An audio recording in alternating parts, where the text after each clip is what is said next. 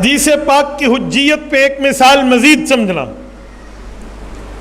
اس وقت آپ اور ہم جس مسجد میں بیٹھے ہیں، میرے بائیں اور آپ کے دائیں طرف قبلہ، بیت اللہ کی طرف ہم منہ کرتے ہیں، یہ قبلہ ہے. سوال یہ ہے کہ یہ قبلہ بیت اللہ شریف ہے؟ جی ہاں. اس سے پہلے کوئی قبلہ تھا؟ جی ہاں تھا. وہ کون سا تھا؟ بیت المقدس. آپ کی کمر کے پیچھے اور میرے منہ کی طرف شمال بیت المقدس قبلہ تھا. مسجد اقصی فلسطین، تو اس قبلے کو چینج کر کے ادھر کیا گیا. چینج والی آیت قرآن میں موجود ہے، فَوَلِّ وَجْهَكَ شَطْرَ الْمَسْجِدِ الْحَرَامِ، دوسرے پارے کا پہلا صفحہ، سورۃ نمبر 2 سورۃ البقرہ. لیکن جو پہلا قبلہ تھا اس کے بارے میں کیا ہے؟ اس کے بارے میں بھی ایک آیت ہے لیکن وہ مجمل ہے. وہ کیا ہے؟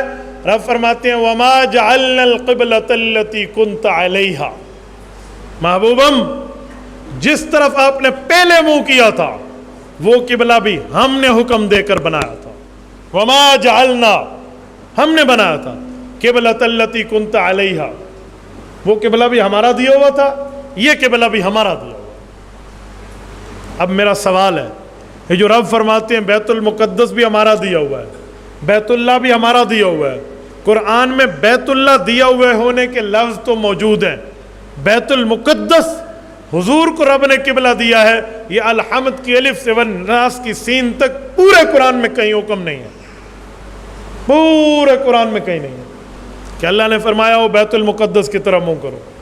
سوال اٹھتا ہے تو بیت المقدس کی طرف منہ کرنے کا حکم کہاں ہے پھر؟ اگر آپ کہو گے کسی اور جگہ ہے تو اللہ نے تو وما جعلنا فرما دیا کہ ہم نے حکم دیا. رب کے احکام تو قرآن میں ہیں. تو اب اس کے دو جواب ہیں، ایک جواب ہے کافرانہ، ایک جواب ہے مسلمانہ. کافرانہ جواب یہ ہے کہ قرآن صحابہ نے بدل دیا تھا لہٰذا ہم قرآن کو نہیں مانتے.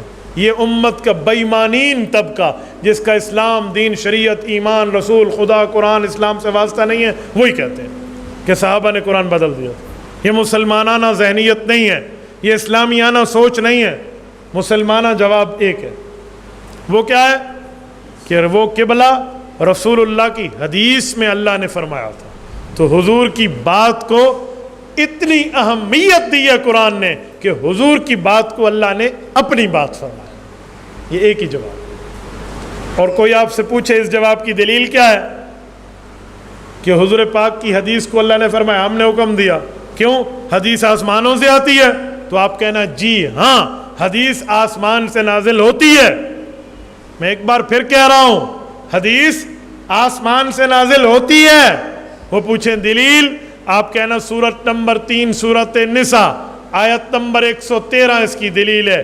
رب کریم فرماتے ہیں وَأَنزَلَ اللَّهُ عَلَيْكَ الْكِتَابَ وَالْحِكْمَةَ وَعَلَّمَكَ مَا لَمْ تَكُنْ تَعْلَمْ وَكَانَ فَضْلُ اللَّهِ عَلَيْكَ عَظِيمًا.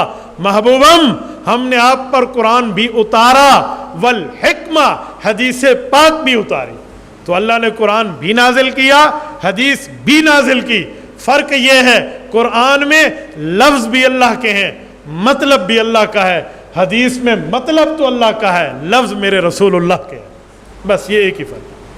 باقی حدیث بھی اوپر سے آئی ہے، قرآن بھی اوپر سے.